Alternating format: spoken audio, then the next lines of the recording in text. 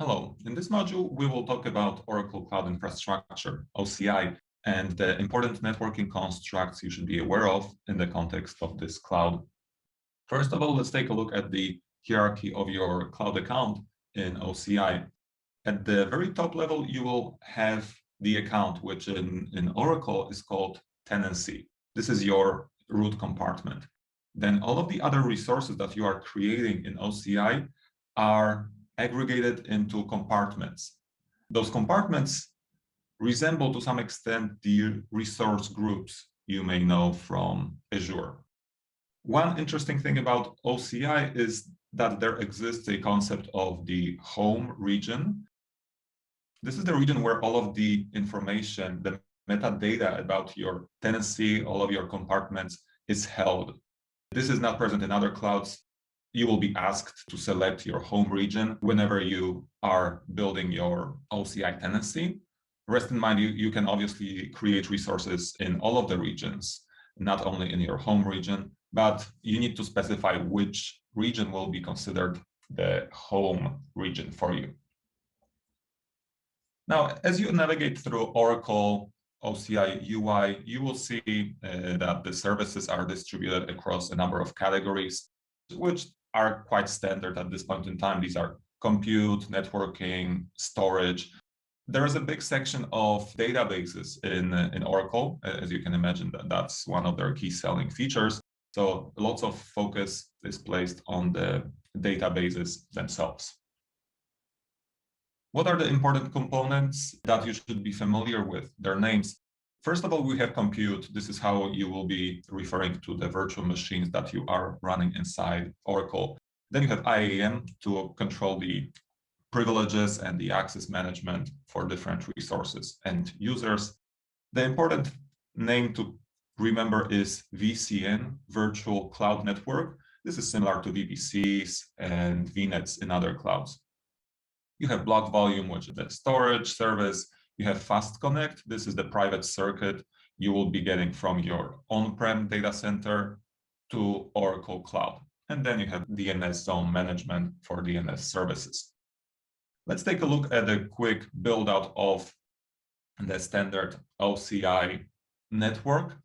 First of all, you will select a region where you want to deploy your network in, the VCN. Then you would deploy the VCN specifying what is the CIDR range of that VCN. In this example, it's 10/16. Inside VCN, you deploy subnets. And now an interesting twist in OCI is that a subnet can be regional. So you mark the subnet as available in all of the availability domains, or you can limit your subnet to a specific of the availability domains. Each of those scenarios has its benefits and trade-offs, but this is different than any other cloud, so it's worth noting. As you are selecting a place to deploy your instance, you still have to select one of the ADs or let Oracle select the AD for you if you're working with a regional subnet and you want the, let's say, the random assignment of the AD to happen. Similarly to other clouds, you have ways of securing the access in and out of the resources of the instances that you are deploying in OCI. There are two concepts here: security list and network security group. Security list is similar to other clouds as a layer 4 firewall, which allows you to control what is the traffic allowed for inbound and outbound access. Whenever you create a subnet, there is a default security list created for that subnet and automatically associated with it. And in that default security list, you will have a few predefined rules already implemented. You can keep on adding your own security lists, or you can keep on modifying the default security list with the new rules.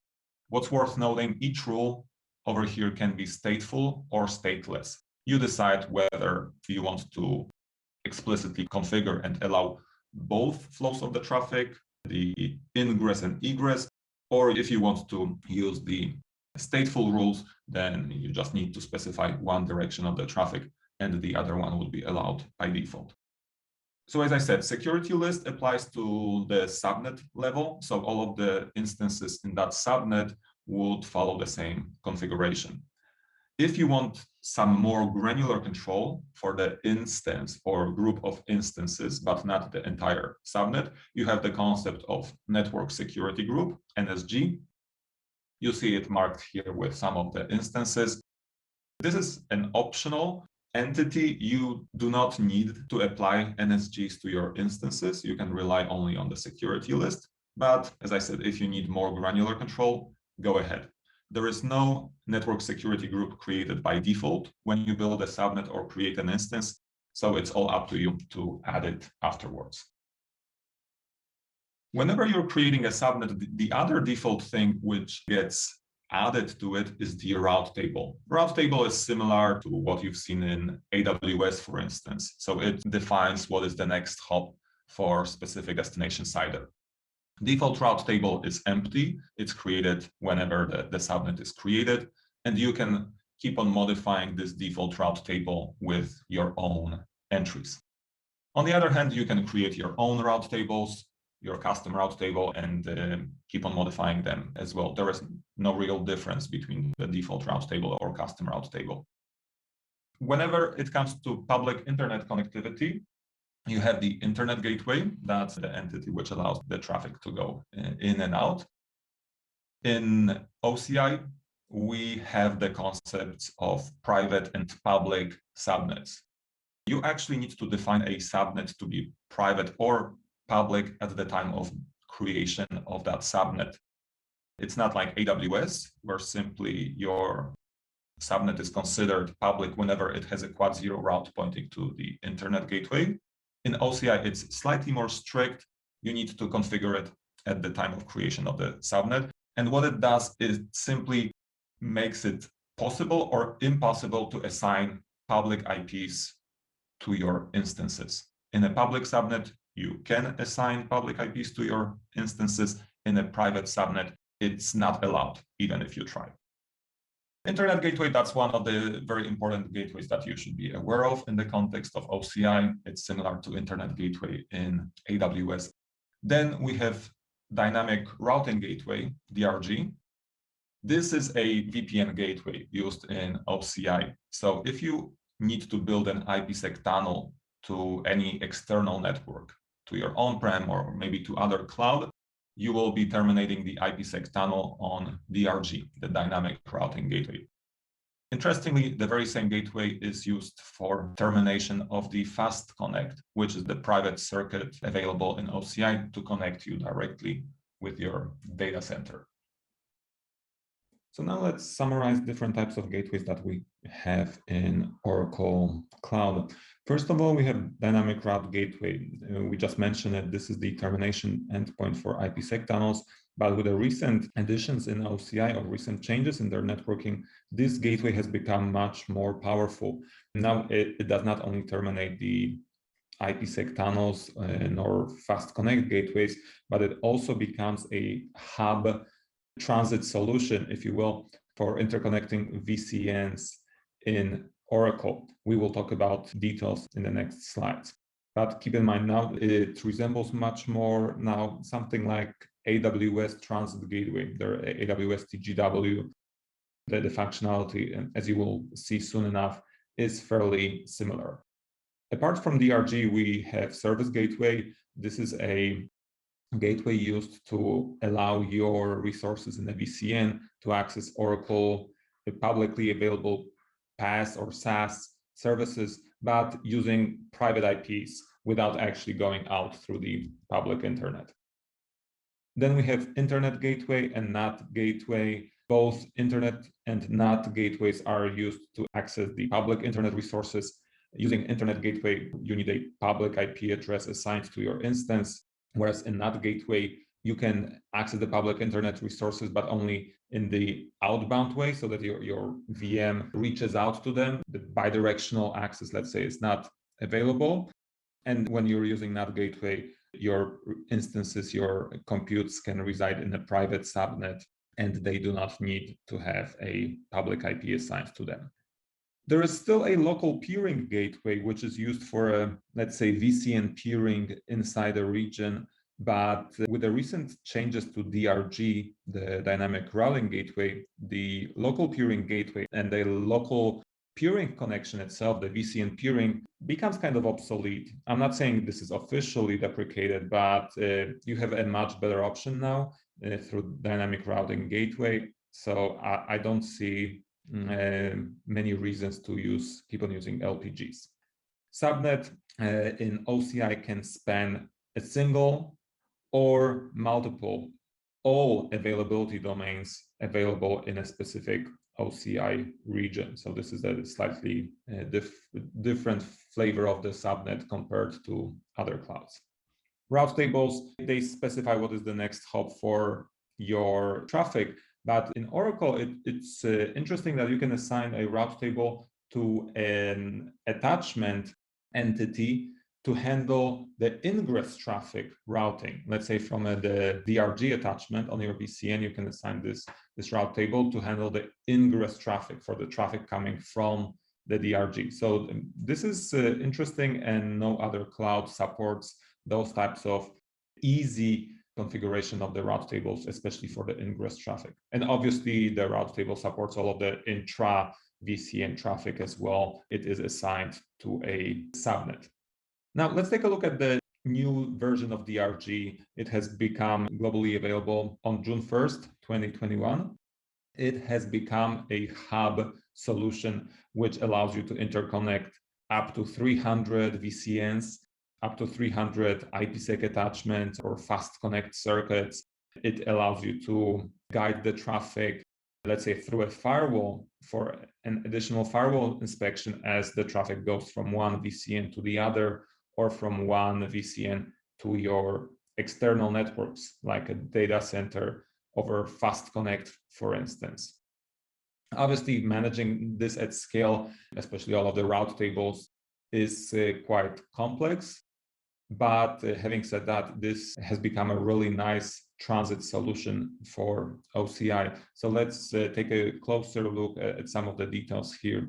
First of all, what you need to know about DRG is that it supports 4 types of attachments. First of all, this is the VCN attachment, so attaching your VCN to this hub solution. Then we have remote peering connection attachments. What it effectively becomes is a DRG peering. If you want to peer networks in one region with networks in the other region, then you would now create a DRG in each of those regions and then establish this remote peering connection. As I said before, this is effectively a DRG peering now in OCI. And with this, you allow the communication to go from one region to the other. And what is also good to note is that you can have multiple DRGs within a region, and those DRGs within the same region can be peered with each other. You can establish this RPC connection between DRGs within the same region.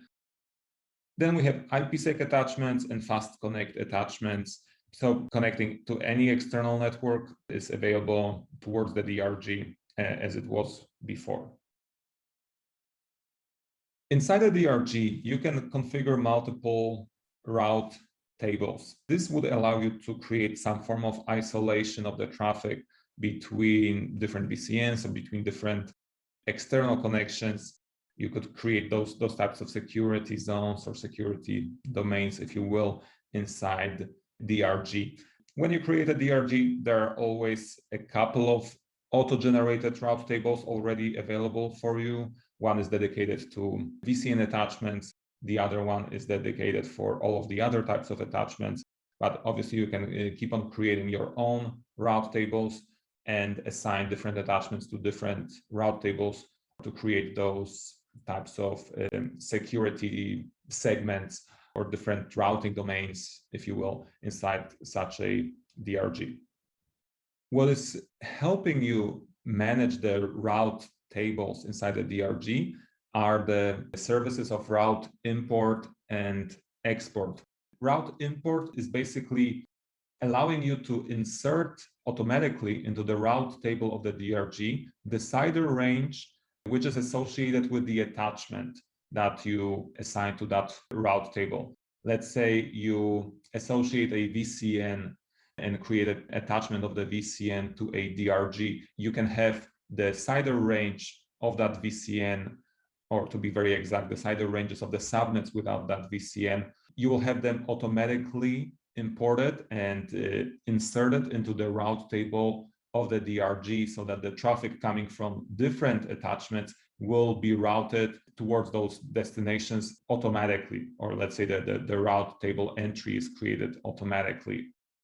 So it helps you with some forms of route propagation for exchanging different CIDR ranges from different attachments into the route table. And then let's say on the symmetric side of things, you have the route export, meaning that if your DRG has a number of CIDR ranges in its route table, and that route table is now associated with a specific attachment, like let's say IPsec tunnel going to your data center using BGP, then those CIDR ranges available in the route table will now be exported over BGP to that external network, and this is route export. What is worth noting is that, as you see here on this diagram, you have route table on the DRG side, but also you can have a route table associated with this attachment on the VCN side, and it allows you for some more transitive configuration of the routing, because now the traffic coming from DRG into your VCN can be routed on the ingress part according to your specification. You can override some of those behaviors that automatically will be happening inside the VCN. This is a view of a route table in the side DRG, where you see a number of attachments and different types of those attachments, and you see all of those routes here are created dynamically thanks to the automatic import of the routes from the attachments. So you will see the CIDR ranges of the subnets inside 3 VCNs. Then we have CIDR ranges imported from another DRG, which we are peered with. And there are actually 2 DRGs that we have peerings with. And finally, we have the routes coming to us from the external network advertised over BGP over IPsec. A couple of other interesting elements you may notice here. First of all, one of the DRGs that we are peered with is actually residing in that very same region as the DRG that we are looking at. So it is possible to peer DRGs within the region. Then it's also important to note that you can enable eCMP on the routes. I have 4 tunnels going to my data center, all of them advertising the same prefix to me, and I can use eCMP to load balance the traffic across all of those 4 tunnels. There are many more details about DRG that you may learn from Oracle sites, but we're just giving you here the highlights. Then a quick zoom into Oracle Fast Connect. Fast Connect, this is the private circuit that Oracle offers as a way to interconnect your data center directly with OCI resources. And there are 2 types of peerings available on OCI Fast Connect. The first one, this is private peering, giving you the access to your VCN resources over private IPs using DRG. And then you have a public peering, the second type of peering, which allows you to access Oracle's publicly available PaaS or SaaS services using this dedicated link. And also with public peering, you can access your own resources in your VCNs, assuming that they use public IPs. And obviously the link by default has good stability, low latency, and the throughput can be quite high depending on your needs. You can control it quite granularly. Now a quick summary of OCI networking. Definitely the recent improvements of the DRG have increased the usability of DRG. And in principle, it made Oracle's native networking much better than what it used to be. And also what's worth noting, the DRG, all of those networking services, the DRG attachments and so on, they are free of charge. So you actually only pay for the data which is going out to the public internet. So that would be your egress charges or those would be also the IPsec tunnels that you build from the DRG into your data center. But otherwise, all of those services are free, including data over Fast Connect. But what is the challenge? I mean, the biggest challenge is that DRG is a solution available in Oracle only. You should all know by now that sticking to services which are available only in a single cloud when it comes to networking and connectivity, this is not the best idea. We always believe that every company will become multi-cloud at some point if they are not there yet, and they should not be focusing on solutions which are tied to one specific cloud. Another important element worth noting is that there is no encryption available for you to enable. There are some places where Oracle offers MACsec type of encryption, but this is not something which you as the end customer controls. If you need to implement, let's say, encryption over IPsec, which you control with your certificates, then this is not something which is available in OCI. Other types of limitations, as in the other native cloud constructs, you have limited visibility. You don't know why exactly one specific route is becoming the best route out of the many potential options that are being advertised to your DRG. You don't have a full-blown traffic visibility into everything that is passing your DRG or your VCN attachments. You don't have easy way to control the route advertisement from the perspective of things like metric or AS path length and so on. So sometimes it might be difficult to guide your traffic the way you want it to, when it especially has to come from your data center into Oracle. Then you remember we've been talking about route import and export from a DRG. And one thing which is missing, and it seems like it would be a good addition, maybe Oracle will add it in the future, the route export towards a VCN. What it boils down to is that even if you have all of the routes nicely configured already inside the route table of your DRG, and you attach your VCN to that DRG associated with the right route table, you still have to go into the route table of the VCN and create a route entry pointing specific CIDRs towards the DRG attachments. This is not happening automatically. So even if everything else inside DRG is happening kind of in an automated way, the first hop for the traffic from your VCN out into the DRG, you have to configure that route table entry on your own, which makes it, difficult to troubleshoot, prone to errors. Some fat fingers may disrupt your networking because this is a part that you need to make sure is configured right. And at a bigger scale, this type of management can get quite difficult. All right, thank you. Now off to the next module.